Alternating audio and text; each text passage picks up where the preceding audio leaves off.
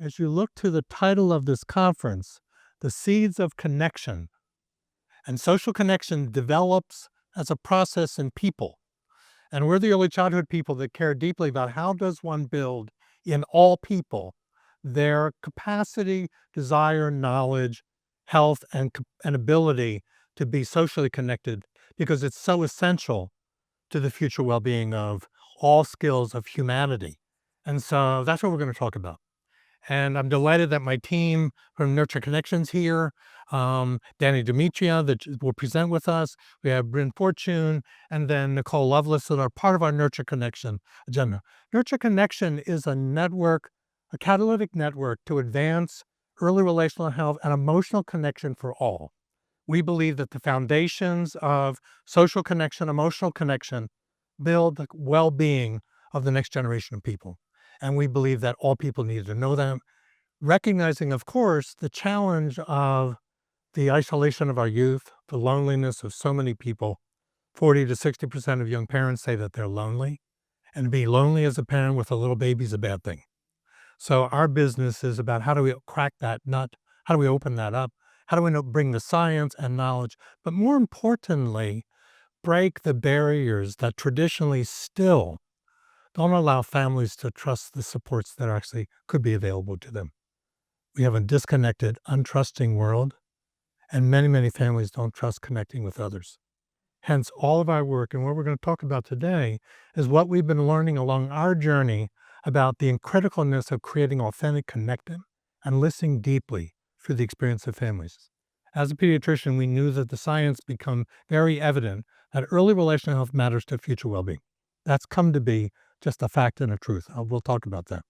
But when I began to talk to colleagues, and especially when I went to the Center for the Study of Social Policy to open up an agenda and initiative, the first thing that one of my colleagues, an African-American leader of social work, said to me is, "Oh, good, another way families can fail." That was galvanizing, humbling, which meant we've got to find a way in anything we're going to do to look at, open up this space of connectedness, early relational health, and all of us that care about that deeply, to find a way to listen ever more deeply to the lived experience of families so that they can tell us what we need to do to serve them. That's what we're going to talk about today. So, but I want to start off to get us into the business of, these are our presenters. You'll get a chance to meet with each of them in a moment. But I want you to take a moment, each of you, to think about your own connection space, who you are. I want you to take a few minutes and remember one of your earliest memories of the power of human connection. Who was involved in that with you? What was happening? Why do you think it remains a lasting memory? So take 2 minutes individually, reflect on that question, opening you up into the space of relational health and perhaps even early relational health. Pause for a moment. My son, perfect timing? Perfect timing. Oh my gosh, Adam, thank you. Come on. That's the woo-woo stuff of emotional connection was. So an image and a feeling is emerging in you as you think about this. Given our time, rather than sharing with one another, you could share later, but these are really meaningful, emotionally laden memories that are deep within you, in your memory system, deep in your brain, in your body, in your emotional life that matter. That's the space we're talking about in our work. But there's a science of human connection. Let's start there. Then we'll go further into the space. Danny, can you share with us the space, Absolutely. please? Thank you, everybody, for coming. So when we talk about early relational health, which this audience is like, how many people are anywhere near early relational health in there? Okay, so a few people. When we talk about that, generally, even for those of us who are in the field, and you try to define it, it gets a little tricky, right? But when you dig into the literature, the scientific literature, you get things like bonding. Now, that generally people refer to as the end-all catch-all for early relational health, but it turns out it's a unidirectional measure of the maternal, usually maternal, but parental, emotional tie towards the baby. Then there's attachment. Now, if you think about attachment if you evaluate attachment from its origin, that is the unidirectional measure of the child's behavioral response toward the parent, and in particular during stressful situations. Then there's also constructs that measure something unique about one member of the dyad, such as maternal emotional availability or maternal sensitivity.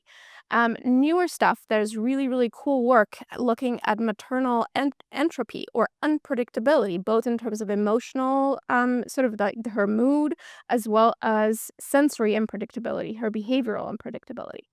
Then there's child temperament, which actually plays a huge role in that relationship. And then there's more dyadic constructs, and in particular, that is what my team focuses primarily on, such as emotional connection, which we define as an emergent property of when they're attuned to each other rather than something like joint attention. So maternal sensitivity, for example, is measured during joint attention primarily. We measure emotional connection during face-to-face interaction, so mutual attention.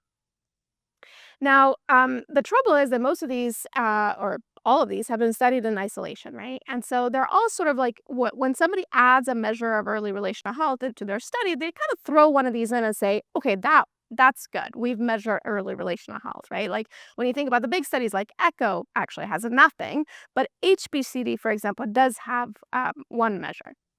But what we've started to do is actually put them all into one big cohort, which I will not be able to talk too much about, but it's called Combo.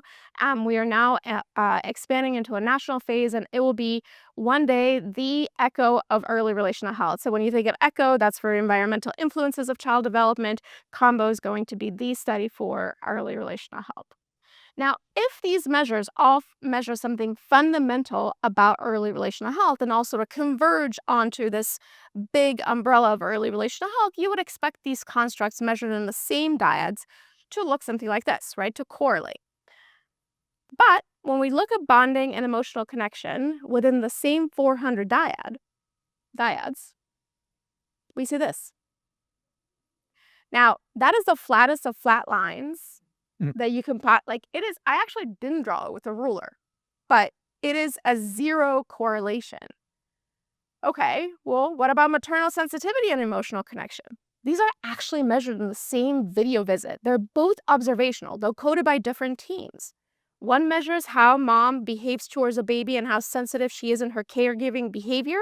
The other measures that attunement between mom and baby. Zero correlation, flattest of flat lines.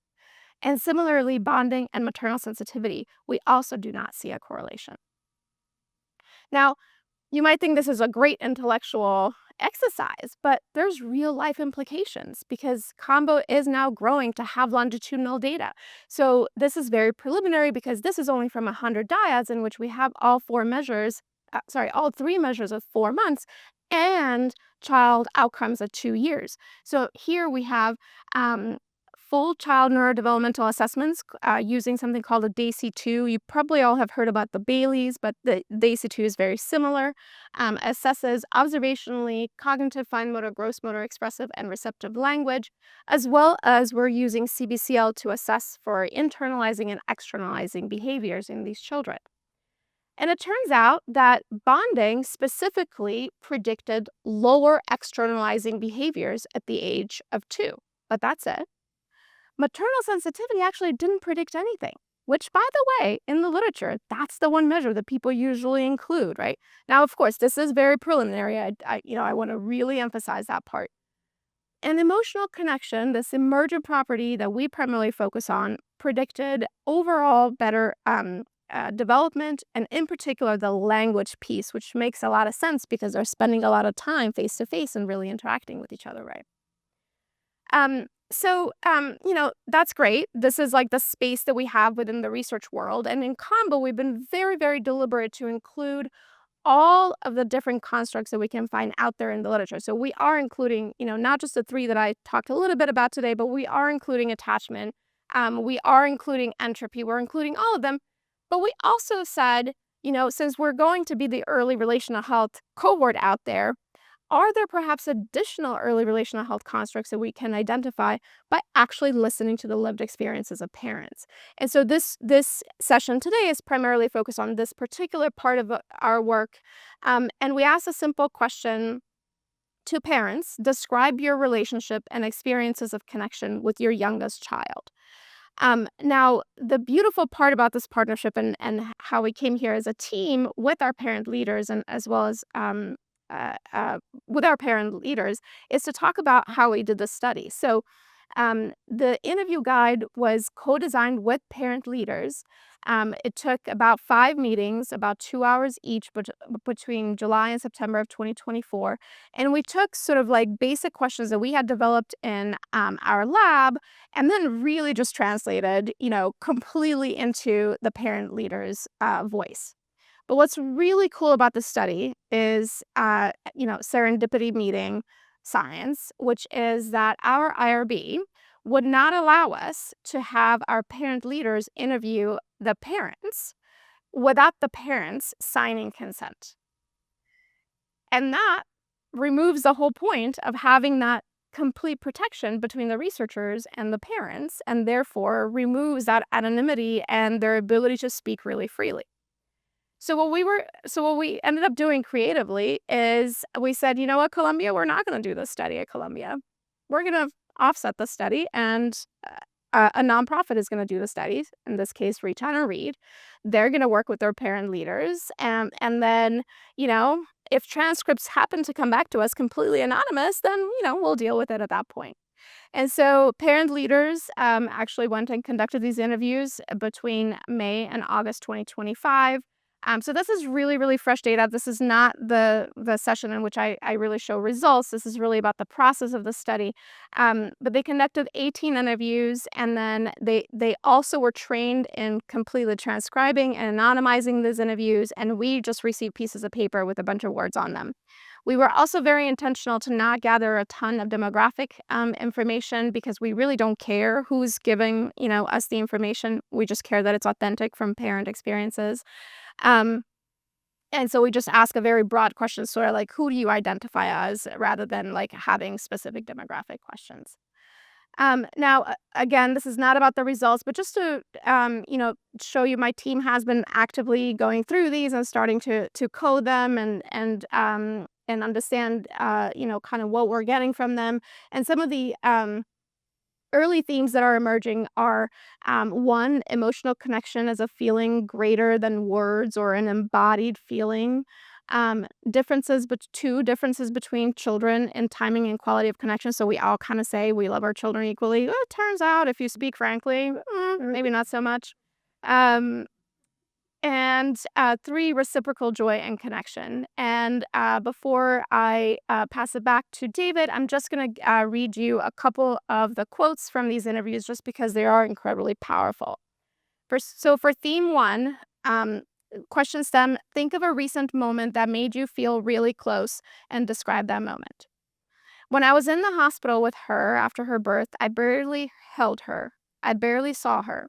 But when we finally came home and we just snuggled up in bed, it's just I don't know how to explain it. It's just there's a click there where it's almost like you could feel. I don't know how to explain it other than it's almost as if there's a thread, if you want to think of it as there are threads between people, it's almost like ours just intertwined and just melded together, and it's just so beautiful. You could almost feel the physicality of that quote. Um, for theme number two, differences in children, and timing and quality. With your youngest, how connected do you feel to this child? Oh my God, I never felt so connected to any as I do to her, which is scary to say because I know I have two, and don't tell my children I said that. I feel so connected with her, and part of me does wonder if that's because of the timeline of when I learned all these new things about being a parent and how to parent, because nobody teaches you how to do that. You're just thrown into the deep end, and it's like, all right, sink or swim, but you figure it out. And finally, for reciprocal joy and connection. Is there anything else you would like to tell me about about your relationship with the twins. Like I said, I just get joy out of watching my babies grow up. And the best part of even working and coming in the door is the joy that they have when they see me, when I come in the door. It's just an amazing feeling. That's the best I can say. It's like the joy I get from them is the same as the joy I think they get from me. It's just it's something, it's like I said, unexplainable. It's just a heartwarming feeling that you get when it comes to your kids. So I'll turn it back to David. So you can imagine having the depth of a neuroscientist, pediatrician, looking deeply at that in-between space and how that emerging, growing knowledge base partnered with what we can experience of families' lived experience and sharing that with us starts coming together. And that's what we have really created with our nurture connection work. Just sharing a bit about, again, I'm a pediatrician and I've been in this business. I'm a developmentalist. I'm very interested in how do we build human people's capacities? What does it take? And far way many years ago realized that's a relational experience and far more about, and it starts incredibly early. And the biology and the neuropsychology and the neurodevelopment and the building of the human body and person and mind capacity is incredibly early. First 3 months, first 6 months. The foundations get established and then they build. Not that you can't fix it, not that it doesn't change, but let's get it right from the start. That's part one. Part two, we now face incredible challenges of the loss of human potential of our kids. And everybody knows it. Hence why we're all here. Not enough in the room about social connection, but carrying the message forth. We know a lot of what to do. And that is about connectedness and the intentionality of that kind of work. So baby's future starts right now. And the third thing I'll say is every family at the birth of a baby loves their dear child and wants better for them than themselves, then life happens. And if they're alone and vulnerable or isolated and lonely, that's a problem. So how do one create structures, systems, and opportunity of connection? The science is clear of human development. The decade of the brain talked a lot about the brain, but don't forget the brain develops only in, and effectively most in the context of relationships, that woo-woo space in between. We know that at a population health level, many of our kids are not flourishing. Many have mental health issues, 1 in 6, which is again, depression, isolation, anxiety, and the like. And then kindergarten readiness in terms of building well-being towards the readiness into school capacities, already a third of kids are struggling. And I would suggest to you something's happening relationally that's not allowing that to emerge. That's the space that all of us in this room and Nurture Connections care deeply about. And we know the drivers of why kids don't do well. Has to do with the context, has to do with adversity around them, has to do with families struggling and the lack of social connection or lack of supports of young families. We know these things. This is sort of self-evident. And we know about the loneliness epidemic. And there's been, as we talked, as was made visible at our plenary, Surgeon General a few years ago said, we got a loneliness epidemic in this country. What are we going to do about it? That was galvanizing for us in pediatrics. But it was also saying, oh my gosh, we got a challenge in front of us because of the social pressures and the like. So this concept of relational health has been emergent. It's come to understand that human development is a relational experience. Relationships matter in building health, development, and well-being. It's a dynamic process. It's a dyadic process. There's moments of connection that start actually prenatally and also in those first hours, in those first days, in those first weeks. The whole physiology becoming social is built by relational experiences. It doesn't develop on its own. It's an embodied relational social network that builds that capacities. But it also has meaning to the caregivers. And as you just heard those quotes, and any parents you talk to will tell you that the most precious moments for me may be those times with my dear children. And many families that are struggling find those moments of connection with their children as most meaningful. And we have some evidence that in those connection spaces, parents can grow and heal too. It's dyadic. And one would argue the only way we survived as a species is that the dyadic process of healing and development is to the benefit of the caregivers as well as the child themselves. That's the space that we're talking about. Start thinking about the mindset shift. Think about the mindset of our culture, which is all focused on autonomy, individuality. I can do it myself. It's all about me versus human developmental needs of connectedness. And what does it look like? Let's just take a moment. Think about this in between space that you're witnessing. That in between space.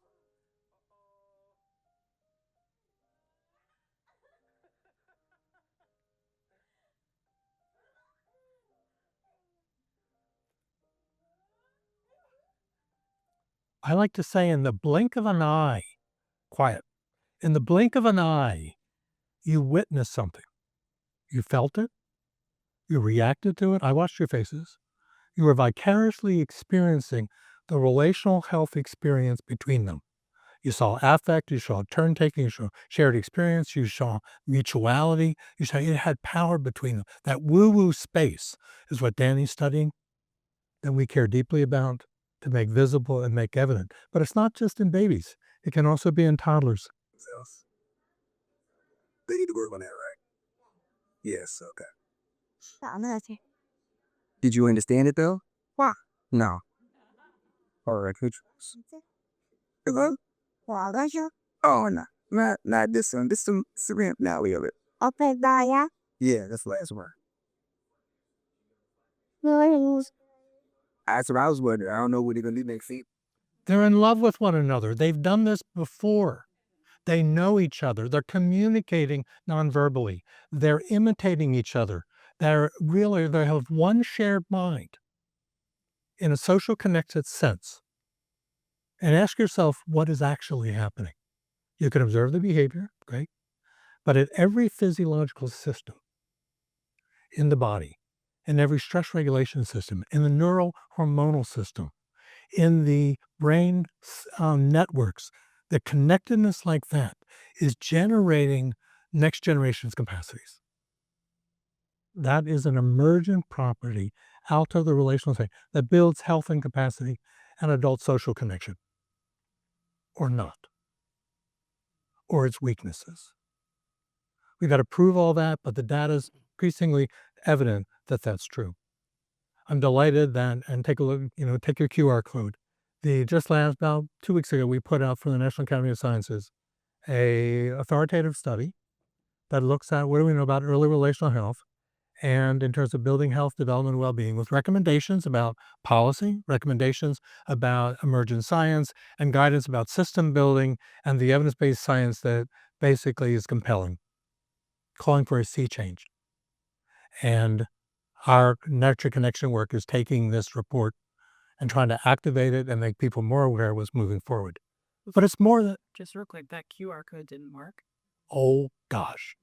If you go to the National Academy of Sciences, okay, and type in early relational health consensus study, it'll pop up. Okay. I apologize for that. Okay.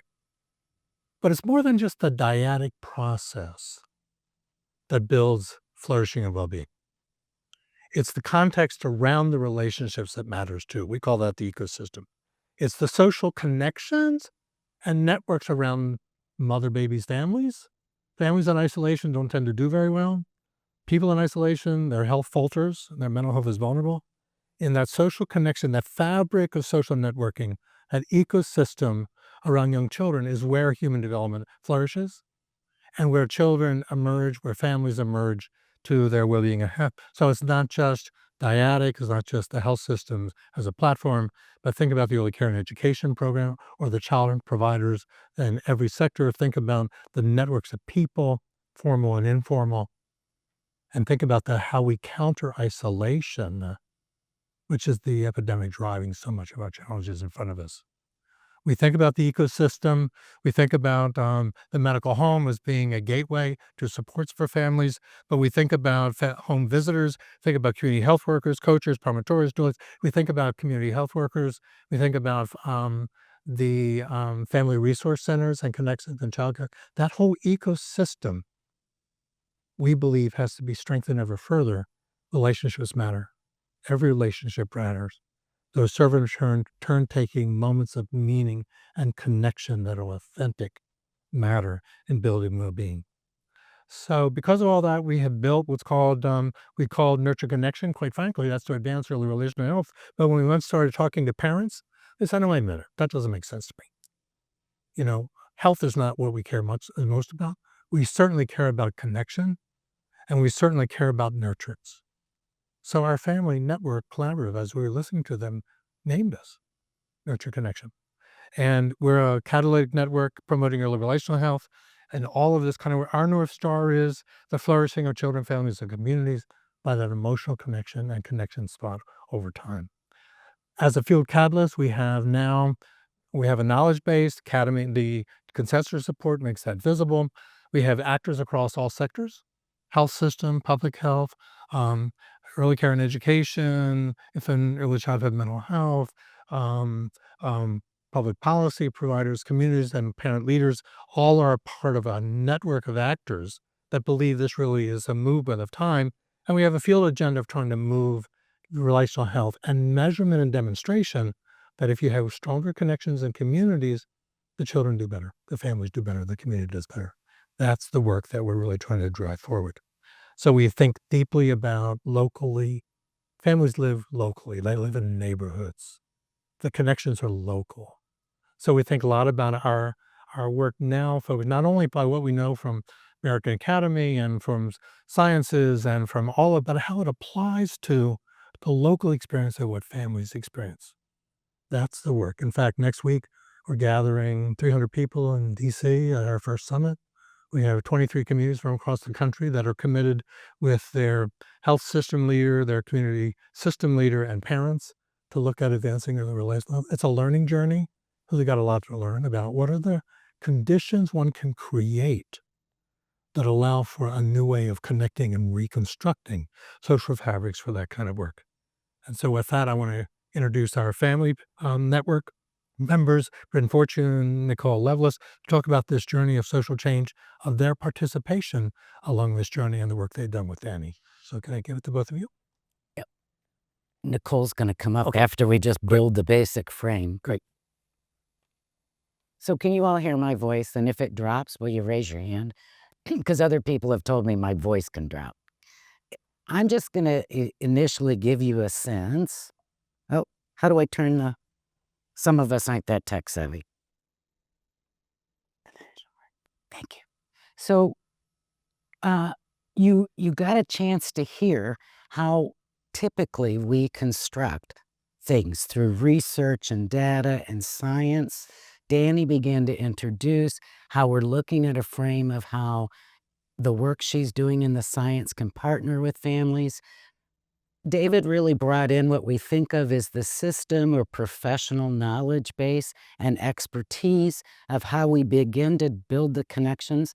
But one of the things that this initiative did initially was to recognize that the voices of the neighborhood parents have traditionally not been inside of what research questions should we be asking, what is the language we would use, how would we build the system. A lot of us were involved in being very well-intentioned professionals who actually designed how we thought the work could move. So we decided to go a little radical from the typical structure and say, what happens if we come into equal partnership in how we're guided, in how we're going to bring this catalyst network alive with those neighborhood voices, with those communities? What happens if everything we think about in our strategic priorities is guided through this partnership with our locally based neighborhood voices? So this is actually the framework that we constructed to begin to look at. There is a way, and this will be very familiar to anyone who lives in any community. How do we inform people through our events and our structures? How do we begin to think about participation, which is your surveys, your focus groups? How do we begin to engage, which is often advisory committees? And how do we actually partner? Because we were all about, what does it mean to authentically partner? And what does it call us to do to really think about how would you partner and inform, not the way it's traditionally been done, but how can we think about doing it? How would we do that? And you heard it in Danny's example, and Nicole's going to talk to us about a few things that were so significant in that she learned, that shared and guided, or is guiding some of that work. But you could hear the families are being trained to find the language for the survey, for those interview questions. The families being trained to conduct the interviews. The families become facilitators, and it's not without the partnership with the researchers. The researchers are taking all of that rich, qualitative, trusted relationship information, and they're coding it. They're doing what research is so good at, their expertise. And so we're working in this partnership together. And everything we do is actually built from how are we designing it. And this is our driving framework. So if you look at it, you can tell there's at the bottom, there's key drivers that we're always going after. If it's the simple event space, we're looking at, is it done with accessibility? Have we removed economic barriers? If you think about how things are done locally, often those things have been bypassed by those of us who designed those things and didn't think about, gee, in that brochure were the images and the language of the people. So how do we partner with families to help with that? Is it safe? We built these partnerships in these interviews Danny's talking about. It's much safer for Nicole to talk to her people than it is for a research assistant, and the qualitative approach that can bring us in the information that produced those quotes that Danny showed us. We can look at, do families know what their purpose is, why their voice so matters, how on our steering committee they come together in our initiative, and we have a process that we use. So I just want to briefly talk, because if you want to replicate it, you're going to want to understand we use a centering structure that's called our Family Network Collaborative. And in our centering structure, we the point and the purpose of it is to always center the voice of the parents in the neighborhoods to actually guide our strategic priorities and really learn from them about natural cultural wisdom, to begin to learn about things that, in some ways we think about, we're learning from the people who have the most to teach us because their voices have been left out. So we began to build our structure, and we identified 6 different leaders from across the country. We have a dads network, and early childhood dads are definitely not people we learn a lot from. They're out of the state of Washington. We have Nicole, who represents the Native American voice and is out of the state of New Mexico. You're going to hear a lot from her in a minute. Um, we have children with special healthcare services and disabilities. At the moment, that's an open seat that we are filling. We have Spanish-speaking immigrants out of New York. We have families from rural Alabama, and we have families who are from the city of Detroit who identify as Black and brown and receive home visiting. Each of those parent leaders actually then now connects to a minimum of 10 families from their perspective, from their neighborhoods. In Nicole's case, other families who are Native American who all have children 0 to 3. Because who we're trying to learn from are those families who right now live that life. So our parent leaders don't necessarily right now, they have that lived experience of who they're representing, but they don't necessarily have children 0 to 3. Everyone that they're going to connect to does have children 0 to 3. So that's one myth barrier that I want to help you understand. People say finding the voices of prenatal to 3 is so very difficult. Not true when you build it from a trusted relationship neighborhood base. What we're really learning is our parent leaders, everything we want to inquire about in our initiative, they take and they convert it, these questions, into living room language. And then in their living room language that they collectively agree upon, these 6 parent leaders go and conduct 10 interviews. Now, what's important about our interviews, which is a relational approach, they are not done through emails. They are not done through surveys. They are not done through text messaging, although they might text message to set up the time they're going to connect. But they choose their format and structure that is person to person. Might be a Zoom, might be a phone call, might be a focus group. All of them structure them, but they must have that relational connection. They gather that information, come back together, they theme it and synthesize it, and then they bring those pieces that they're learning, what we were inquiring about in our initiative, they bring that into the conversation of the entire steering committee.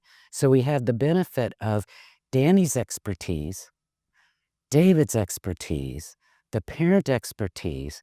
You can imagine very different perspectives, and frankly, initially had some tensions in the way we viewed things. But we are, because we've layered these trusted relationships and how we built it, we can hold the space of, okay, it's uncomfortable. Let's find our way to the alignment. Think of a Venn diagram. Think of a Venn diagram where David's perspective, Nikki's perspective, Nikki's one of her research partners, Danny's perspective, and Nicole's, or the whole FNC's perspective. Think of that sweet spot in the middle. We come into alignment. That's where we deeply believe the best change will happen, because now we've learned from all the players and we've not left out the player that actually we historically have not learned from. And we deeply believe this is how structures will transform and change. It's how we will shift power. We all know these structures are where the money goes. We know where the money goes is where the power goes. And this is a way that we're coming together to really shift that. So that's our structure. Now, what I really want to do is give you the benefit of really learning from Nicole. She and I are going to have a bit of a conversation, but the point is, it's going to give you a flavor, because even our parent leaders, we asked a question about equity. They had a conversation how to form the living room question. They're learning from the neighborhood voices. They took that question out, and the neighborhood voices, 85% of them said, we don't know what equity means. Now, see, language we're using all the time, and our parent leaders have had expanded opportunity and perspective, so they didn't catch it. Now, when they heard it, it made total sense. When we heard it, it made total sense. But that's one of the things this model is really bringing for us: the neighborhood, to the Family Network Collaborative, to the steering committee, and to every strategic priority. We have that voice coming with us to guide us. So, Nicole, I'm going to have you take a mic. Are these on? I bet they're on now. Maybe, is your voice loud? Okay, can you guys hear me? Okay. So I'm just going to ask her, and these would be, let me turn that off. So because we're talking about these layers of trusted relationships, how we've built this model from the neighborhood up. Can I introduce myself just real quick? Sorry. Yeah. I didn't introduce me, because I didn't do it either. You better. She has so many. She wears a lot of hats, so it's hard to introduce her as just Bryn. Because for me, she's just Bryn, our parent leader, for parent leader. And she does wonderful work with connecting with everybody. My name is Nicole Loveless. I am from Albuquerque, Mexico. My native tribe is Samplipen. So my clan is Duck Clan. And so again, I have children from not 0 to 5. He is 6 years old and I have a 19-year-old, but I have 5 kids, so I have categories. That's it. But anyways, as Bryn has been talking about, having parent voices, we're making, if you're not including parent voice, you're kind of making the rules for thee, but not for me. And that doesn't really help with parents if they're the ones that are raising the kids, right?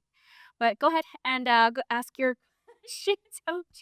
Thank you. See, why we use parent leaders, they help us notice our gaps and the balls we drop. So we talked about these layered trusted relationships, and the trust is really a significant piece in your community that you've been teaching us about, and really allowing us to understand what's so important in some of the cultural wisdom. But talk to us about trust, what that means in your community, why this layered model is so important. So the way that I can give a good example is my grandmother, my tao. She went through a very horrific event, which was she was sterilized.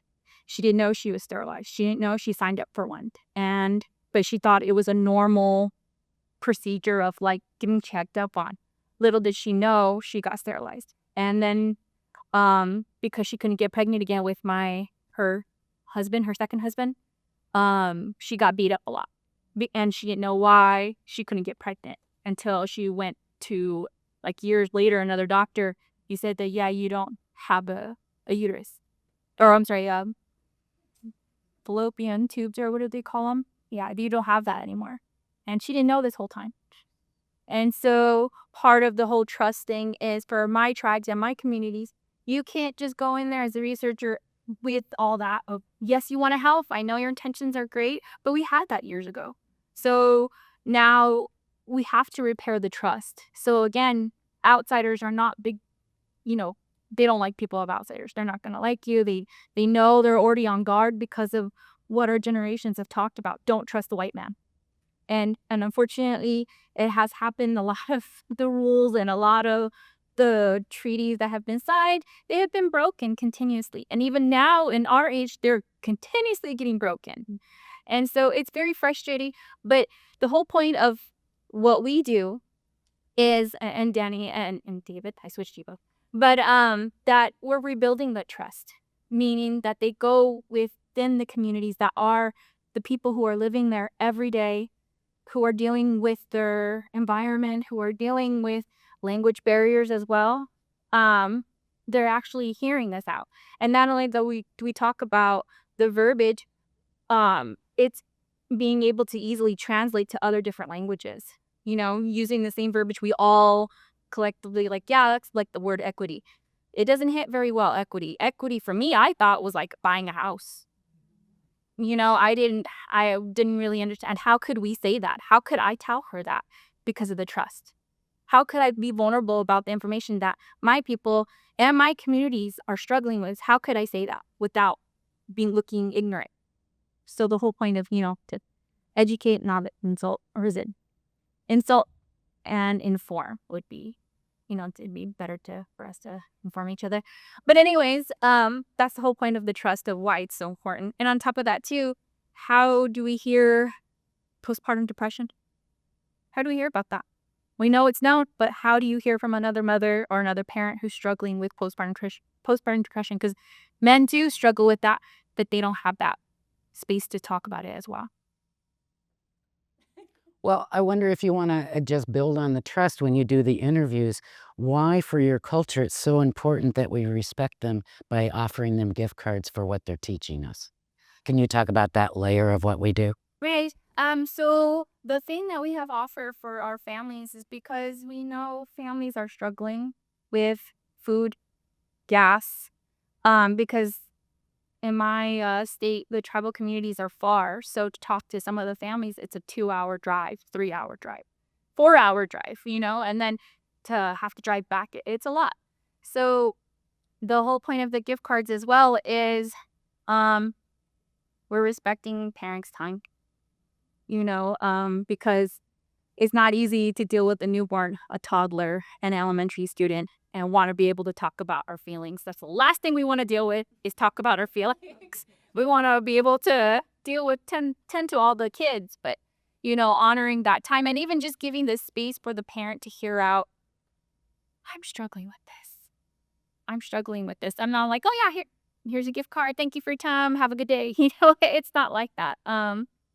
It's just, like I said, respecting the time, but as well as other families who have said they don't need the gift card, pass it to another family, because I know this family is struggling, and I don't want to give their name away, but I know they're part of here. Just go ahead and give them that, and they don't even know it. They just know, like, oh, great, the gift card. Thank you. I appreciate this. We needed this extra can for formula, and I had no clue how I was going to make ends meet for this. Thank you for that. And it's not easy to discuss families' needs without their pride getting hurt as well.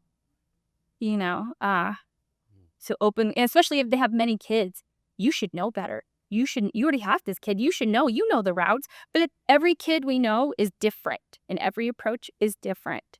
And so some families who have multiple children or different generations are raising like grandparents and aunties and then the parents weren't able to be there because they're either homeless or drug addiction. And so when that happens, how do grandparents be able to say, I need to help? I get in that resource to help too as well, you know? I think we're helping each other, we help each other. And I think so you can hear what we get to learn from the depth of these stories and experiences. But what you want to know is, as we listen in, so Nicole's voice also taught us that in her culture, you always balance energy. So when we first started our structure, we knew to pay our parent leaders, but we didn't actually think about paying the parents we were interviewing. It was her cultural wisdom that challenged our structure to say, oh, we need to be acknowledging. It was actually a fluke. Nicole called me and said, or somehow we were having a conversation. So bartering, because back on the res, there wasn't a lot of resources. It's not like you have cash back then, so it was like groceries. You give me help to drive up to the city. You're gonna tell me a story about some wisdom. I mean, it goes on to that, but it was about a bartering, honoring how we barter. Because we didn't always have cash. We had different other resources and. So we changed our structure. So that's some of that wisdom that comes into how we learn that we need to be, again, power shift. We're needing to honor that culture wants to balance energy. I know we're almost out of time. I want to see in 2 sentences, I'm going to really put you on the spot. Ooh. What is the one thing that you would want this group to know about the importance of how you authentically bring partnership into work, whatever the work is you're doing, and why that matters? I don't think 2 sentences is enough. All right. Do it as quickly as possible. I think you need to have parent voice, and everybody who's sitting at the table is, a family. Because as we know, families are dysfunctional, but our family is functional. But our FNC is functional. I want to say there's just a lot to minimum. There isn't, because if we're saying we're including people, if we're including our families, if we're including doctors, data analysis, leaders, parent leaders, it's not just this one thing. It is a variation of a lot. And we need to be hearing everybody. If we're going to be molding our children, everybody needs to be at the table, and no hierarchy as well. And the last thing I'll just add, we move slow enough and continue to choose to build relationships so that Nicole, and she has 2 of her Family Network Collaborative peers who also come to the steering committee, that they feel the trust and respect that they can actually speak whatever it is they're learning, even if it bumps a different perspective, and we can all keep learning together. Because it's not like somehow the science doesn't need to be in our conversation. We need the Davids and the Dannys and all the other players coming with the family voices. So taking the time to go slow to then move fast, because we paid attention to social connection and relationship development and built a system and a structure that layers our trust so that we are living from neighborhood voice to parent leaders to steering committee to leadership at Georgetown. All right. Well, I think you get to complete us off. Before we open to questions, conversation, I will add that what you just heard is one part of how we listen deeply, and how that experience and the wisdom of families and the strengths families have influence research, but it's also influencing practice. For example, we have a collaboration with an organization called Reach Out and Read. Reach Out and Read is a national organization, 35,000 pediatricians across the country who believe in the importance of promoting early relational experiences, those moments of meaning about book sharing, and the importance of those moments of connection through the book sharing process. Well, our colleagues at Reach Out and Read understand too that creating trusted experiences in the exam room for families matters. And we're discovering that the more it is that a family can describe that they had a trusted experience with their physician because they felt honored, they felt valued, they felt heard, the research shows those families actually do more reading with their kids and their kids do better.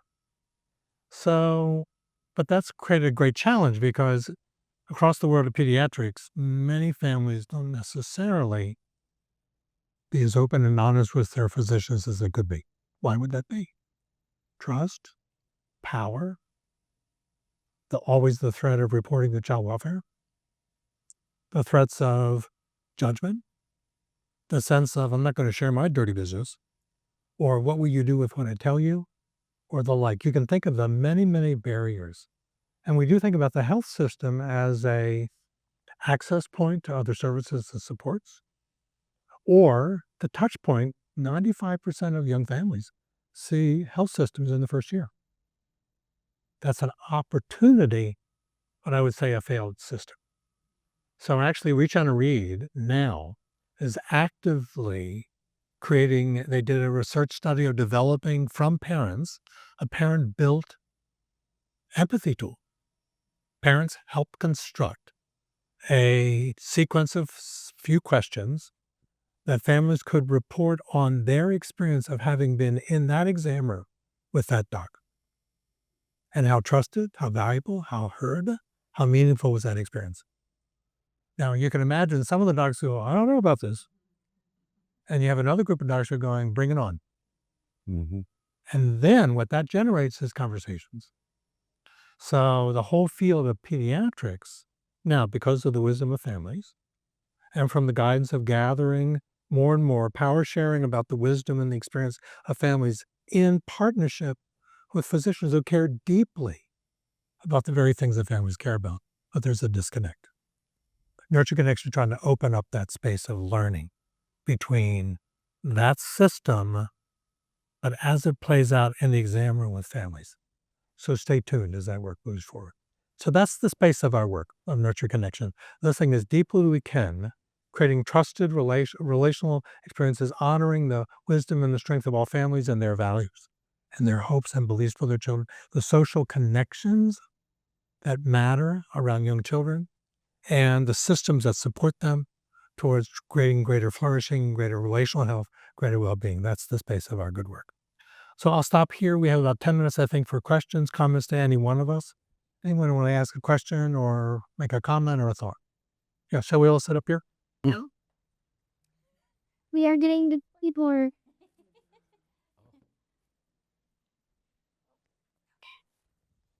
So don't be shy. Questions, comments? Anyone? Yes. I have I'm not quite sure what my question is. I have lots of thoughts swirl go in my head. I'm not here in a professional capacity. I'm here as a parent because I wanted to learn about what you all are doing. And I'm a parent of a child who has multiple marginalized identities. And so I'm thinking about our experience, what that looks like. Like different things that you all have said have brought up different things for me.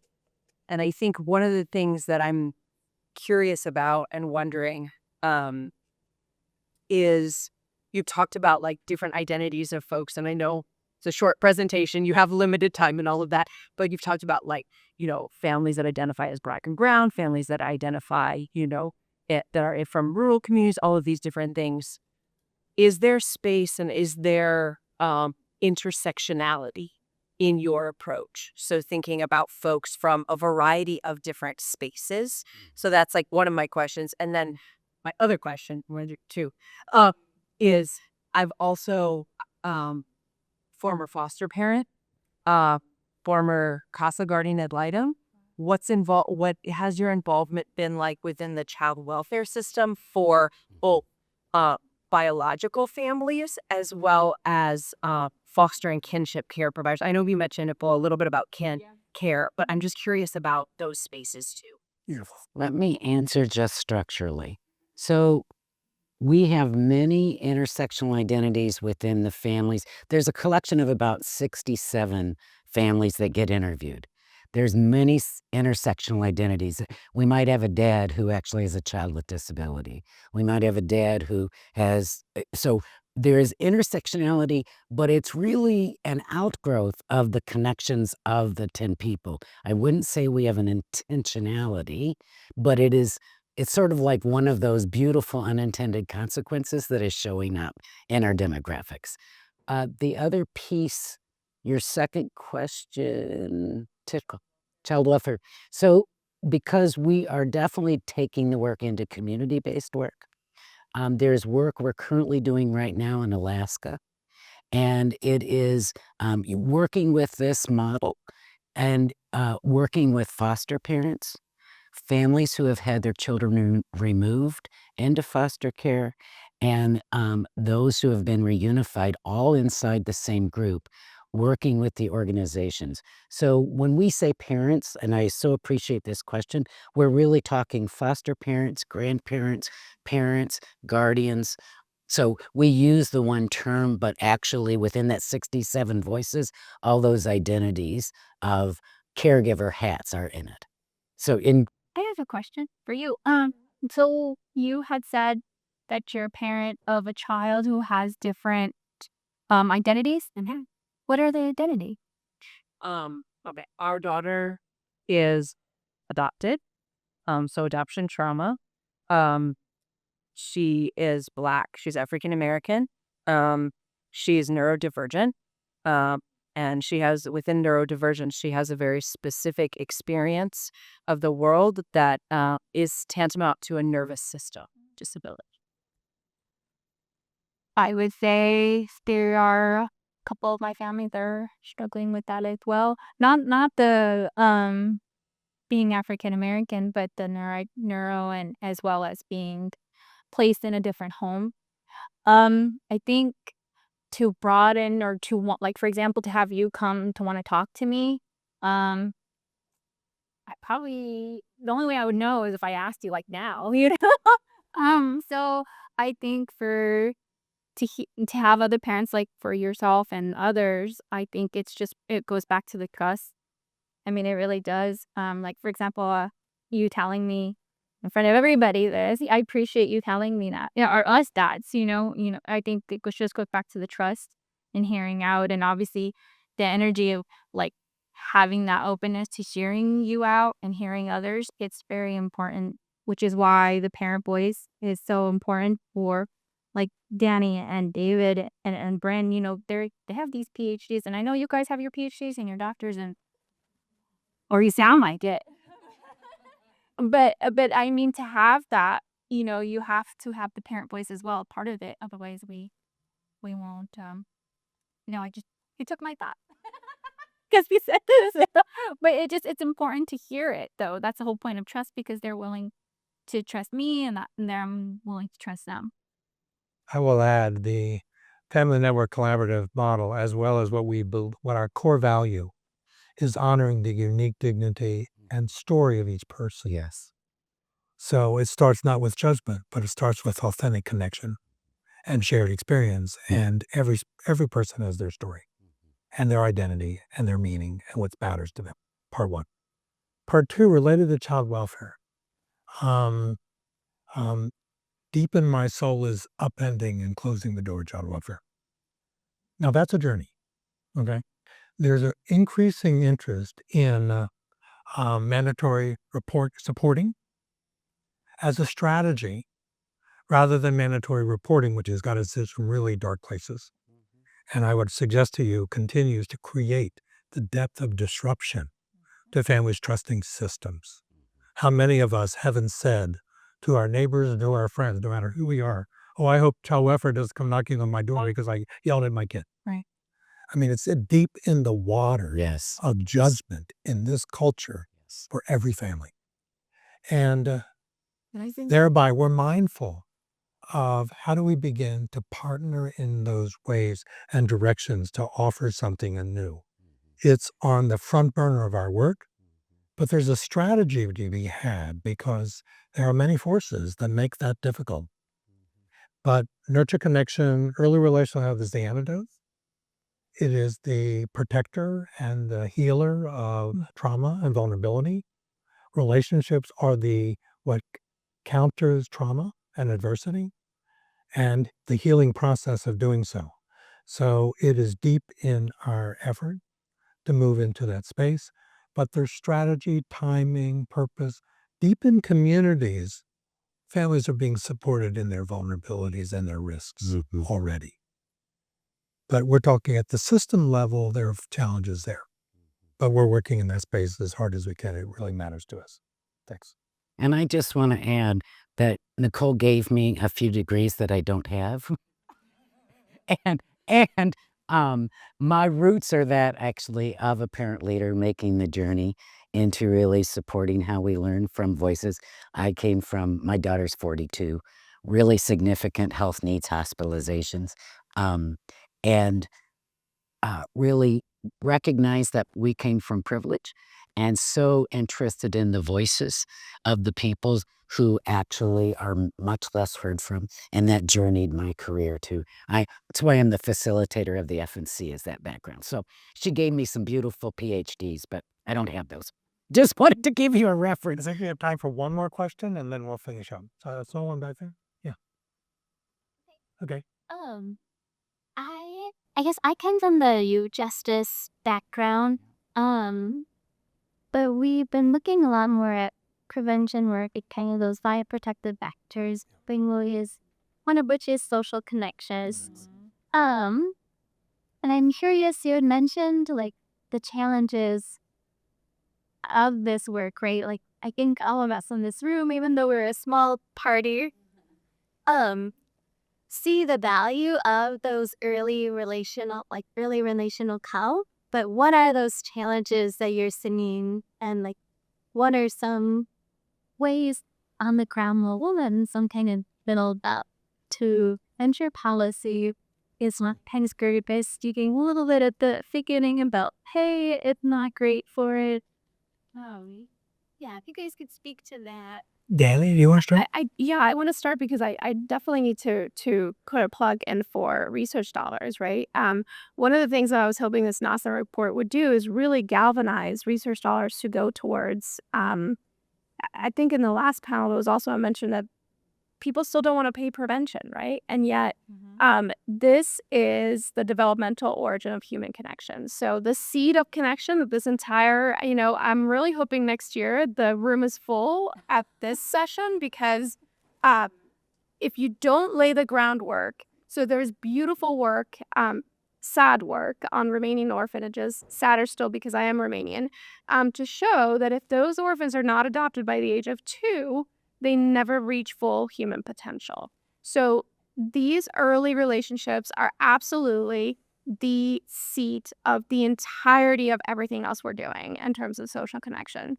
And yet the dollars are not there. We need a moonshot approach. We need not just my research, but we need an entire moonshot approach into understanding the mechanisms of how these connections happen, implementation signs of how we bring them out into the world. We're currently working with Reach Out and Read, which is such an incredible privilege because they had something to use to reach. But how do we get them into home visiting? How do we get it into the doula's hands? How do we get them into faith-based organizations? Basically everywhere so that it infuses society. And, we may not fix loneliness next year, but if we fix it for the generation that is currently born, then we've succeeded. The seeds. Danny, anything you want to add? Or But the first thing I thought with the Reach Out and Read is it's an incredible program, but it makes the assumption that people can read. I'll clarify what David mentioned in terms of that. So Reach Out and Read at the 30th anniversary basically said, okay, we've sort of focused on literacy for 30 years. What's our next big chapter? And their next chapter they decided was early relational health. So we're actually co-developing, our Center for Early Relationship in partnership with Reach Out and Read is co-developing trainings of supports, observation and support of early relational health in the pediatrician's office, where we just launched our third pilot with Columbia pediatric residents. We're funded to keep going for about 10 pilots. And then once we've really designed this piece, it will go into their core curriculum as an add on to the literacy piece. Can I can I add a little bit onto that too? Just because I actually am part of the Reach Out and Read the monthly parent books. We go over the books and we do actually discuss about the language, about how some parents are not able to read. And I think the consent or what we had come together was about it's not just always about the reading, it's about sitting down with your child and actually looking at the pictures and just connecting with each other. Like, for example, there's no books in my language is Keres. Like other I don't know, there's another diversity on there. I can't remember the name. There was another one on there as well as Spanish speaking. So but I know that we had talked about how some of the words don't translate very well to our languages. And so, but the reason what we had talked about was just the fact that we're able to sit down with our child. Like, for example, the books that don't have words in it, you just point to the pictures. So for example, we could actually be able to translate what that is to our language. Like for the bear, the like moose is cat, but you guys wouldn't have known that unless I told you. But the whole point is like the animal is still we know it's of some kind of feline in everybody's different cultures and whatnot. But anyways, my point is that it's just sitting down and connecting with your child with that book. And so but yeah, and just Reading semantically means one thing to me, but it's blurs. right. And reach out. Absolutely, yeah. The language was switched to book sharing and away from book reading. Yeah. Yeah, I'd like to finish up on your question about barriers. And I think at this conference we've met one, which is the seeds of connection, really understanding the foundations of human development and social connection are early. All of this work. Our babies matter. They're still invisible. And there was a comment made in the plenary session about where's our, a family and child policy in this country, which would drive so many more connections that drive to policy, dollars, and networks. The mindset. The mindset is we're all swimming in a culture that believes in autonomy and believes in isolation and believes in myself rather than connectedness. That mindset has been so disruptive and still is. So for me, that's the major barrier. Nurture connection, showing cute little videos, making visible the research work, all of that is to try to break into a societal mindset that's really hurting all of us that we all know about, hence what we're talking about of social connection. It really matters for the next generation. It really matters for the next of new mamas, fathers, pregnancies, those first 1,000 days, the postpartum care, the supports around families just after birth, child care support. You can hear how many of the cultural struggles are disruptive of nurture connection and relationships. That's the challenges in front of us. So tell everybody you know. Tell everybody you know. The seeds of social connection begin with early relational love and those first months that we all have to be attentive to. So hug every young mama and family and baby and reach out to your neighbor. Counter that isolation of my family's myself. Knock on that door and offer something to that young family as a baby who don't know how to reach out. That connecting out is how we begin to crack this open. Thank you for your attentiveness. Thanks for your time.